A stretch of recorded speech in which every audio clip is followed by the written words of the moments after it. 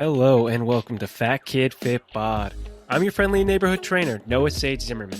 I'm a professional personal trainer based in Los Angeles, California, and I help men and women build bodies that look and feel strong. This podcast will focus not just on physical health, but also mental health and the challenges that make it hard to prioritize your health. I'm here to tell you how you can eat delicious meals, travel, work, build strong relationships, be social, and live the life you want, all while building and maintaining a body you love. With the help of other professionals and people that prioritize health, I'm giving away my best practices and reviewing emerging research in health and fitness so you can feel your best, look your best, and live life to the fullest. All right, guys, welcome to Fat Kid Fit Bod, episode 4. Today's guest is Nathaniel Flat. He's an eclectic therapist channeling his skill set from evidence-based and alternative modalities. He specializes in psychedelic-assisted therapy, disordered eating, addiction, depression, anxiety, LGBTQ plus issues. Nathaniel's approach is unique in that he melds Western psychotherapy practices with Eastern philosophy and thought, which leads him to approach his practice with an open heart, client-centric collaboration. Nathaniel has guided his clients through daily life struggles, as well as long-haul journeys to selfdom and agency. He's earned his Master of Arts in Clinical Psychology from Antioch University, and he is certified through the California Institute of Integral Studies, specializing in psychedelic-assisted therapies and research, as well as MAPS. Welcome, Nathaniel. Thanks for having me, Noah. Of course. So, full disclosure, guys, Nathaniel is actually my therapist, and I've been seeing and talking to him for probably a year and a half at this point, I would say. Maybe even 2 years, I think, since the beginning of the pandemic. He's helped me with a lot of issues, and at this point, what is time? Yeah. So, he's a really, really brilliant therapist, and he's helped me a lot. So I just wanted to pick his brain for you guys and provide y'all with the wisdom that he has helped me figure out along this way. So I think that's a lot of pressure. Well, I don't think so. I think you always drop pearls of wisdom.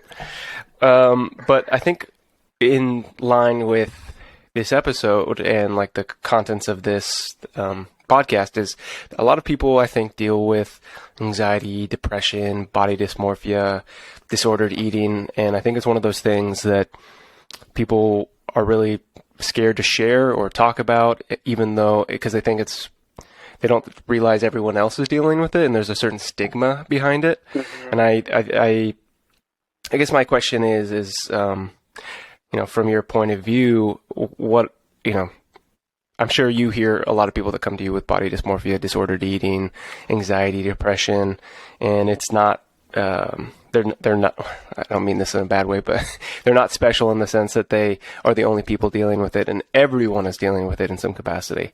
So from your point of view, what steps do you think people can start with, with beyond talking to a therapist, maybe steps that they can start with themselves? I know one thing that I struggle with body dysmorphia, and I've mentioned this in the past on the podcast, but one thing Nathaniel's had me do is look at myself in the mirror and talk about the things that I love about my body. And I think that has proved to be very helpful. So, beyond that, what other steps do you think people can take to, go on this self-love journey? Well, you've already touched on some really important facets here to a really large question. And I think partly the things that you've described are inevitably human experiences. And I think we need to normalize that, who doesn't struggle with some sort of depression, anxiety, life is stressful. Think about the times that we're in. So, I mean, even if you had the best parents in the world, the best upbringing, and, you're really set up for a really kind of secure go at the world. I mean, the world at large is pretty anxiety provoking. And so like I said, I want to normalize that we're all going through this journey and we're all struggling somewhere, somehow. And so I think naming it, putting it out there I think it's one of the first and the most important steps. Do you think that things have only gotten worse here, though, over the pandemic? Do you think people have their anxiety, depression, eating disorders have only gotten worse? I mean, I don't know. I mean, I think through this course of time, there's always, we have these times that things are intense, things are hard for people. I think one thing that is pertinent now is we're talking about it. So I don't know if it's happening more often or people are more comfortable with sort of saying what they're going through and, tired of what they're experiencing or tired of the systems that are oppressing them. Mm-hmm. It definitely, I hope that's the case. I think growing up with a bipolar mother, I was always, I don't know if it was taught or I just thought about it because of it's society, but I was always embarrassed to talk about it. And that extended on to, not talking about my own personal anxiety, depression, etc. So I think definitely the fact that more people are talking about it, I think it's more mainstream, especially because it's happening more in popular media as well. That's another important thing I actually wanted to say earlier is that, let's say we're all struggling, and then the added layer of the perception that we're in this vacuum alone, that nobody else would understand, is only going to compound on the pain and suffering. So that's, I think, one of the important parts about naming it and sort of putting it out there is you're hopefully going to recognize that you're giving then by facing that, by extending that self, let's say, the bravery and the courage that might take also gives maybe someone else the access to be like, oh my God, that I've gone through that too, or I never realized that, that was just me, things like that. Yeah, I think that it feels like a very solitary journey when you're going on something like this, and it can be so scary to share that with people. And, I think, like you've said to me, that vulnerability is not a weakness, it's a strength. And I think that's been one thing that's been really helpful to me, and just being honest with others about your journey also helps you be honest about what's going on inside you. And I think that just being able to talk about what's going on with yourself has been, and I think it starts with therapy. I think that a lot of people, most people should probably be in therapy. And I guess going on to that question, why do you feel like that? And I don't know if this is still the case, but I feel like there's such a stigma around therapy, getting therapy as well. And I guess I just wanted to hear your thoughts about that. Well, I've got a bias that therapy's fun, and I don't come across a lot of that stigmatization around it. So I'm probably the wrong person to comment on that. But talking about myself for an hour is something I find really enjoyable in my own life. I think that, so I've realized that there's a couple communities that don't trust therapy, and I've really, especially recognized that in the African American community. And I wonder if there's other communities that you've noticed that, have a hard time trusting. And I think largely it is minority communities, or even communities of poverty. And I wonder if you have any insight into why that is beyond the obvious. Well, if you think about some values that, let's say, generally speaking, that, let's say, the American idealistic sort of individual, right? Things that we sort of hold, or that are sort of baked into sort of who we are. Some cultures, some parts of the world, it's much more communal and less individualized. So it might not be as important that you're struggling if the family unit is okay, or if the community is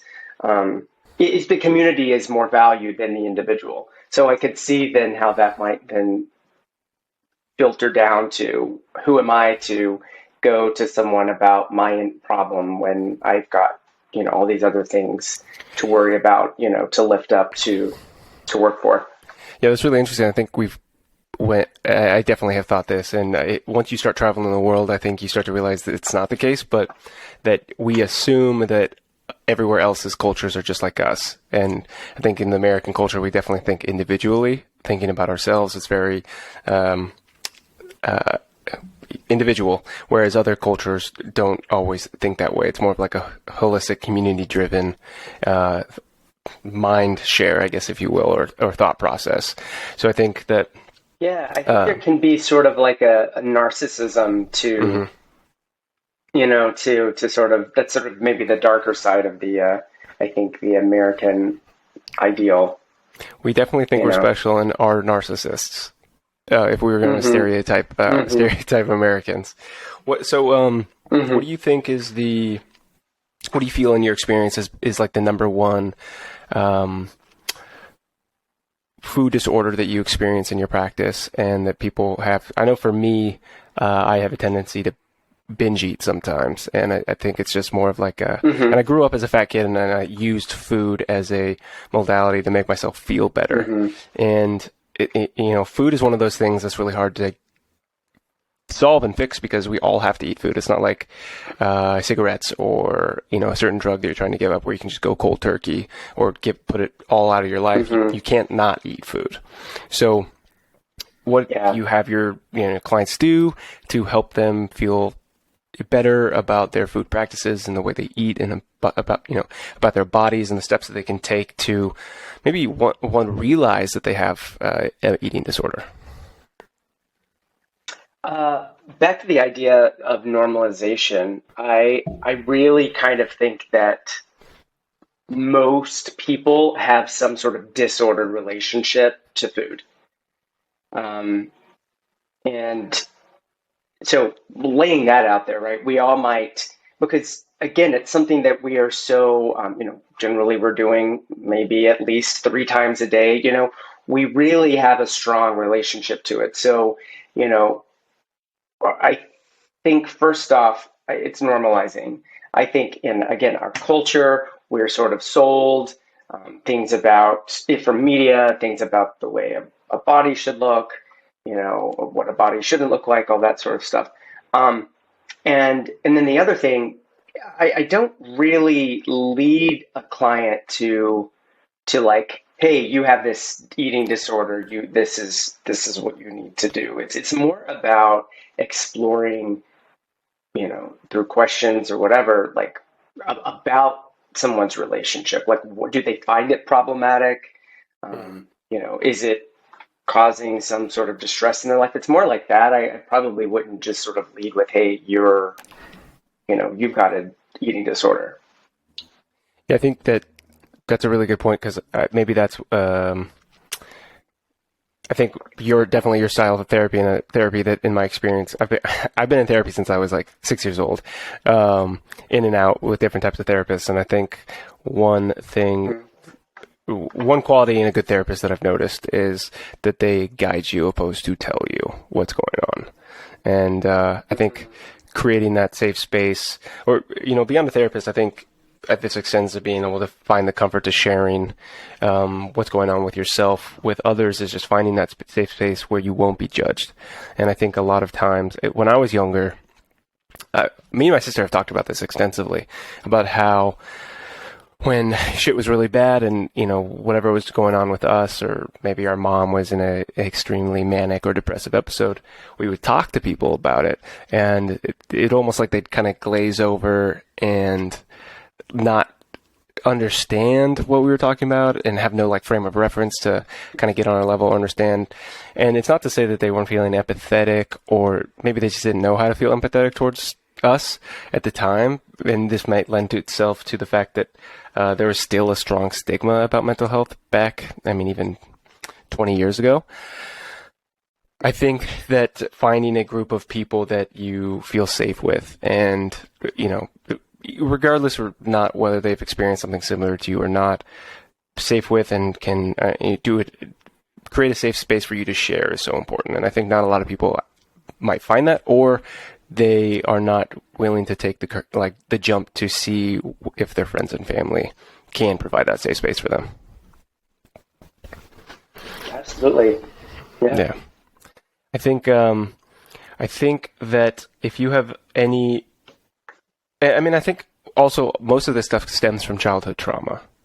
And I think, like you were saying in the beginning, that even if you come from a good family or a bad family, we may all experience some form of body dysmorphia, disordered eating, anxiety, depression, any mental health conditions isn't the right word, but mental health issues that a person might be experiencing. And I think that no matter what, people will experience childhood trauma, and that it's entirely subjective to the person's life experience and what they've gone through, because comparing your trauma to someone else's trauma is never good because it's not a competition. And I definitely realize, at a certain point in my life, I would often compare, like, why are you feeling this way? Life has been so easy for you. You don't know what it was like. And I think that outside of realizing that everyone is going through something, also realizing that even though your experience might not be seemingly as difficult as anything that is going on in the world today, because with the news and media, everything seems to be really fucked up right now. And I think a lot of people say, like, even though because of everything is going on and terrible in the world, mine is not as bad, so I don't want to share it. It doesn't seem like I should share it. But I have found in my personal experience that the better I feel, the more I can help others. And I think that's a really important thing for people to realize. And I guess I'm just going on a tangent or a little monologue here that I recommend everyone do therapy, because I think it's really helped me. And yeah, I sort of circle back.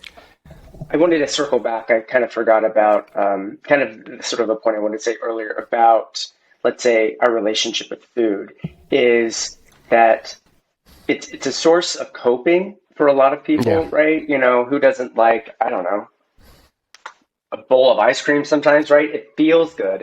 And we have such a also in our relationship to food is also tied to memories, occasions, people. So there's all this sort of like these emotional components threaded through what is essentially just gasoline for our body.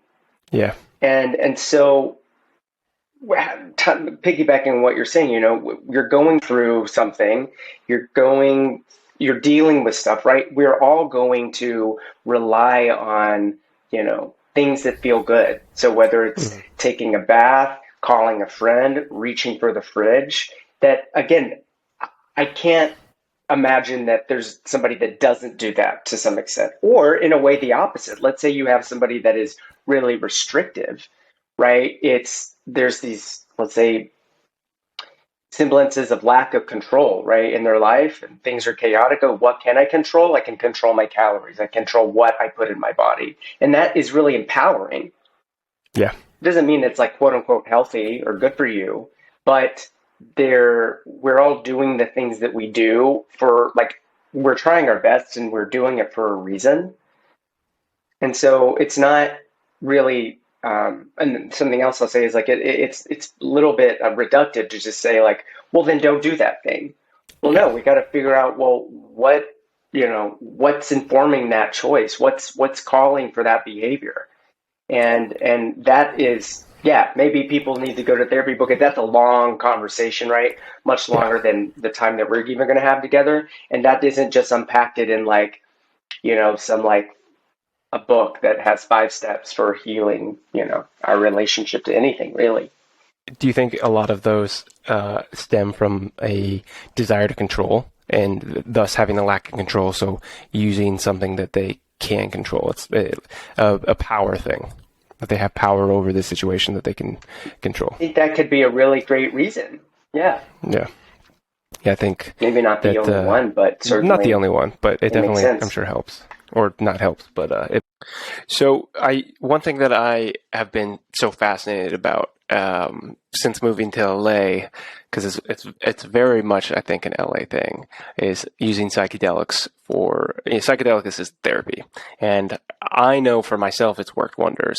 And I guess I'm so curious about, coming from your perspective, maybe the history of it, how it started, what your education looked like for it, and then, going forward, how can maybe people experience psychedelic-assisted therapy? Because I know it's still federally illegal, and there's certain places in the U.S. that it's become decriminalized. But for me, I know it's helped a lot, and I think coming from your perspective, how do you think it can help people?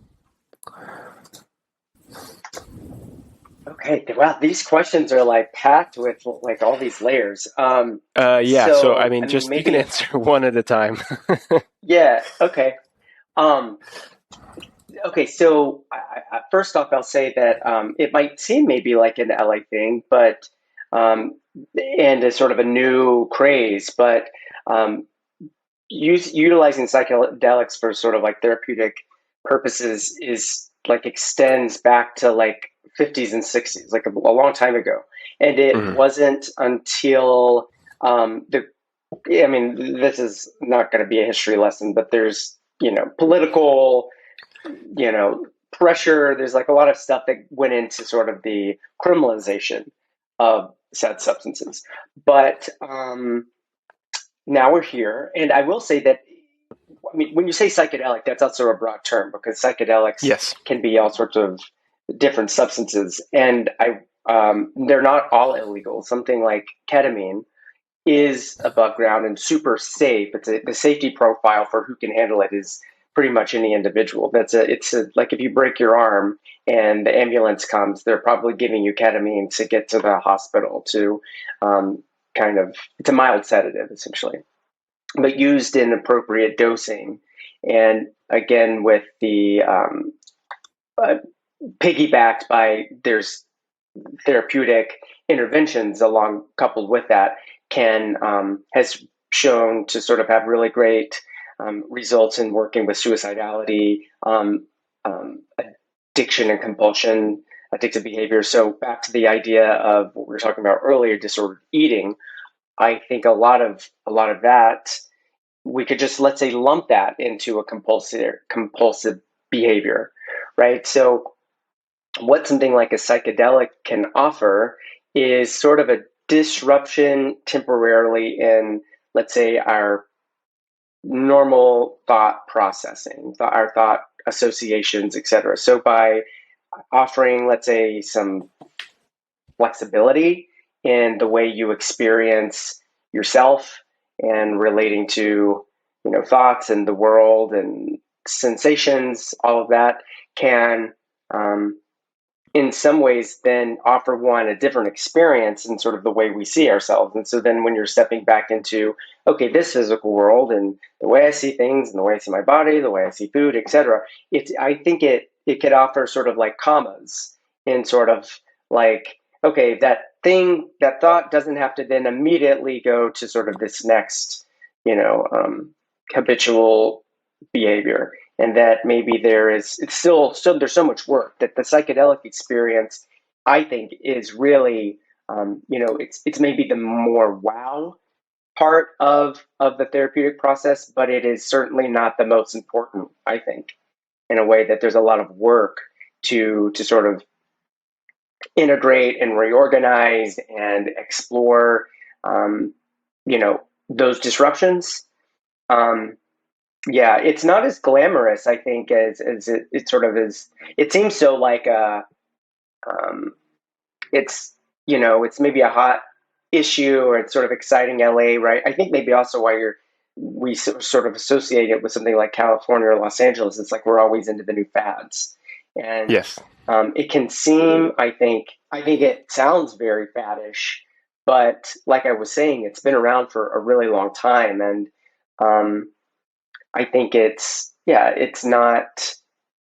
not super mainstream. I think again for the what we have been sold as sort of what like a drug is, right? We all, I don't, you're younger than me, but grew up with like the egg cracking on the skillet. This is your brain on drugs, and we Yeah. would have like the Dare program was really big where I'm from, which is signing these sort of agreements to never touch drugs ever, and so we just assume that, oh, heroin, cocaine, marijuana, like they're not. We sort of lump them all into the same category, but they all are very different compounds doing Yeah. very different things. Just like you know, uh, the penicillin we take is very different than the anxiety medication we might take for to get on the plane. They have different purposes.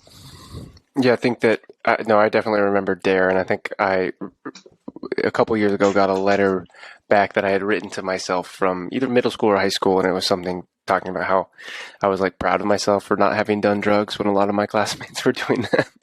So I often wonder too if like one thing that I find so interesting and glamorous, to your point about using psychedelics now for helping me work through any of the issues that I am working through at a time, is that it's also just kind of a new fun experience that I didn't get to experience as a kid or younger. And actually to lend itself to that, I'm actually really happy that I waited, and I'm curious to hear, in your opinion, do you think that it is, kids should probably wait to use mind-altering substances until they're an adult. And I think I'm really happy that I waited, and because with brain development and everything like that, coming from a therapeutics, scientific backing, why shouldn't kids use psychedelic drugs or mind-altering substances to be, while their brain is developing? Well, I think of, these are powerful substances, and I think, Yeah. just like I'm not dying for, I don't love that kids are, maybe we all did it to some extent, but, using alcohol, right? Like maybe as an adult, you're using it responsibly. It has some benefits. There's a social lubricant. There's a, aspect to it that brings maybe some joy to our life, but, given the wrong context, the wrong set or setting, like it can be really dangerous. And I think that is similar for something like a psychedelic. But I have a question. Can I turn something back to you? Back to this idea of the glamorization of this. That there's like a marketing push, let's say, to sell a book or a special that's coming out about how amazing these substances and how healing they can be. But I'm curious, as you're sort of disclosing your own process, like, you've walked through some of those, but then I'm wondering if you could speak to actually also the work that it takes, the diligence that you are, the way in which you're sort of like integrating the work that takes. Definitely, I want to answer that question, but it's funny. I'd just written down to ask you. The next question was like, what's the process of implementing those lessons post, a psychedelic therapeutic experience? But I am happy to answer it from my experience. I think, you can probably attest to this, that one thing that psychedelic, so I've exclusively used psilocybin as the psychedelic assisted therapy of choice. And from my experience is that one, like my ego is very big, and it has a tendency to get in my way a lot. And one thing that I've noticed with psilocybin is it helps me see things without my ego, get my ego out of the way, remove my ego from the equation so I can see things for what they are.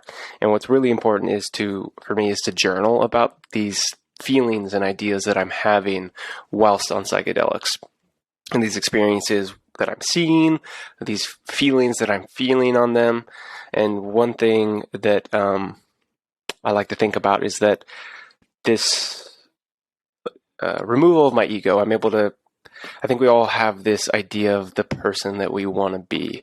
And I think while you're on mushrooms without or ketamine or whatever psychedelic that you're using for modality to learn, is that it's helped me see the person that I can be, because I am that person already, and removing your ego and all these thoughts that affect the person you are. You already are that person.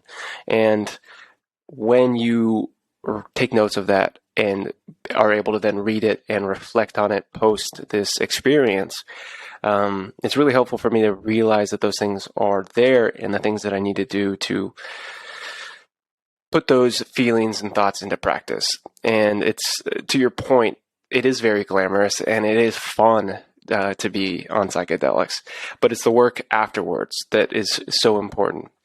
And for me, it's been a process of just really, I think, learning to love yourself. I think one thing that's helped, like psychedelics have really helped open the door to me, is like that door of self-love, in the sense that when I'm on them, I feel this overwhelming sense of love for myself, for everything, and that coming down from that and being removed from that, like I feel those things. Those feelings are very real, and they're inside me and they're inside all of us. And I think that realizing that and putting those feelings and thoughts into practice post your experience has really helped. And I, keep a journal, and I will reflect on the things that I've written before. And the long-winded answer to wrap it all up is that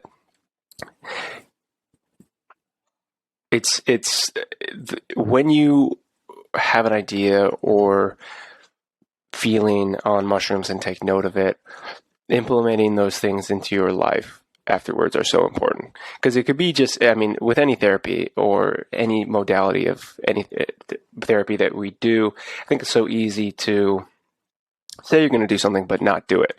And I think actually putting those practices in place and those ideas in place post your experience have been really helpful post psychedelic use, because it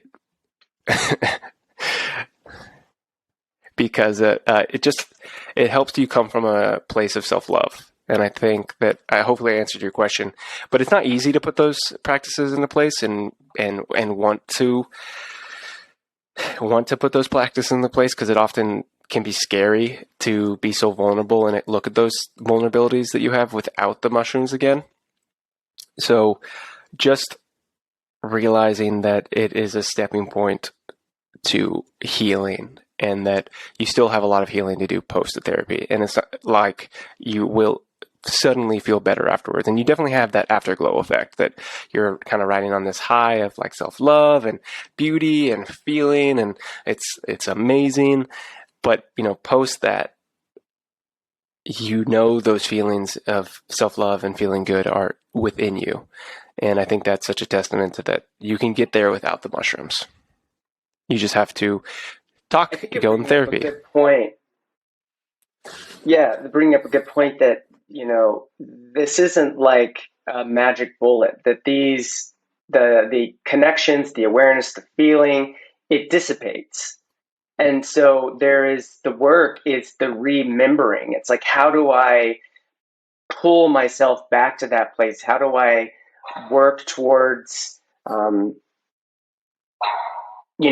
bringing that to sort of the forefront, or like using it in my sort of physical life, my day-to-day life? Because, when we come back from those places, right, we're still going to have to, our rent is still due, we're still going to have to, go to the dry cleaners, and our family's still going to trigger us. Like all of that stuff that that give us day-to-day stress and anxiety, it's going to come back. And so I think that there's a romanticization, especially I think right now, because this is such a sort of a fancy fun topic, that I don't think this stuff is sort of talked about enough. And the other thing I will add, that I'm so happy for you that it has always been fun, but let me tell you, these experiences are not fun for everyone.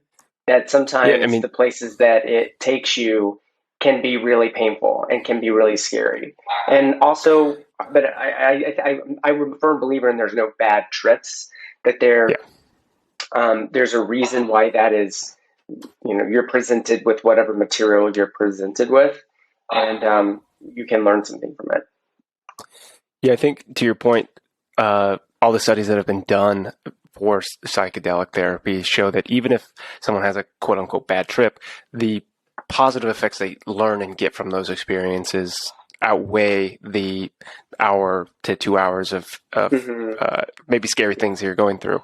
And I think one thing that the first very powerful therapeutic dose that I took with you is that it was able for me to feel things without judgment, And to your point, reflecting on that post is learning to feel without judgment, and not think about the feelings you have, but just feel and experience the feelings.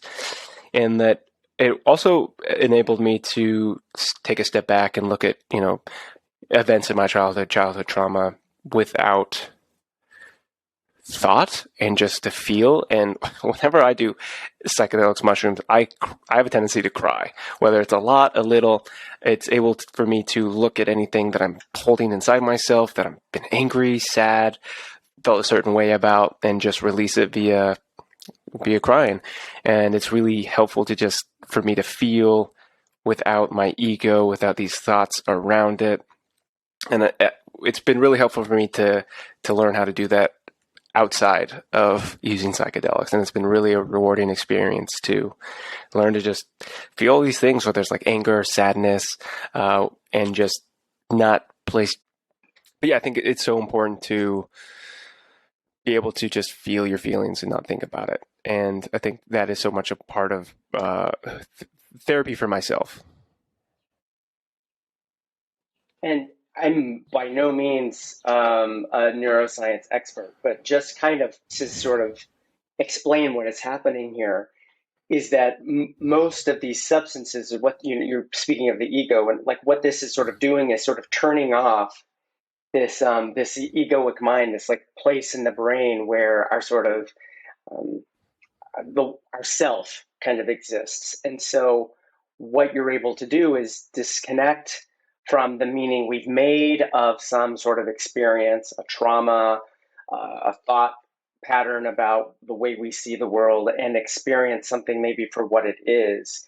And I think what you beautifully described is that I think healing comes from like I find myself very relational. So it's like a relationship with you could be healing, right? With your therapist, or relationship with self. So it's you being able to meet a part of yourself that is, let's say, injured or scared or frightened, and what might you say to that part, and that's probably some, as you sort of said, it's like, oh, I'm realizing I'm okay. I'm realizing I'm not that thing that we so identify with, like, when we're let's say regularly operating. And so like that in a way I think is the essence of like how this can be so powerful. It's like you're accessing your own sort of inner capacity to um, heal yourself by Yeah. meeting with yourself, by joining with self. And then when our ego comes back on, right, we have all these stories that, oh, that person is so evil because they hurt me. And I mean that might certainly be true, but your sort of relationship to that story can maybe change. 100%. Well, Nathaniel, we're wrapping up on our time here. Is there any last thoughts, pearls of wisdom that you want to drop to the listeners? uh Look, it's a journey, and I think this is a path, this is a way, but it's not the only way. And I think that you know we're all in this together trying to figure it out. And if this is something that's calling you, that you feel interested in, maybe give it a go. But again, there are plenty of other modalities. There are plenty other ways to sort of do exactly kind of what we're saying. So it's not merely, um, again, there's a lot of heat around the psychedelic movement right now, but I'm sure there'll be something else down the And road. Nathaniel, you've got, if people want to find you and figure out anything more that you've got to say about therapy or therapeutic practices, where can people find you if you want to be Well, found? I've got the websites, I've got the social media, and or they can reach out to you, and you can pass them my What's way. your website and Instagram? NathanielFlat.com is my website, and I don't my Instagram. Did I think maybe I told you this? I'm on my dopamine depletion right now, so I've Yes. I've sort of removed it, so I'm not actually really using Instagram very often.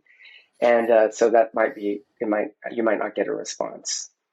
So NathanielFlat.com. Yeah. Go. Awesome. Well, give that a go. Okay. Well, thank you, Nathaniel. Loved having you on as a guest and getting to talk and have you listen to me talk. I'll see you Friday. Thank you, everyone, for listening. I hope I have inspired and motivated you. I hope your inner fat kid is more proud of you today than they were before this. Fitness is a journey everyone should start, but no one should finish. So whether you're continuing or starting yours, I am so glad that we get to be a part of each other's. With fitness, Noah.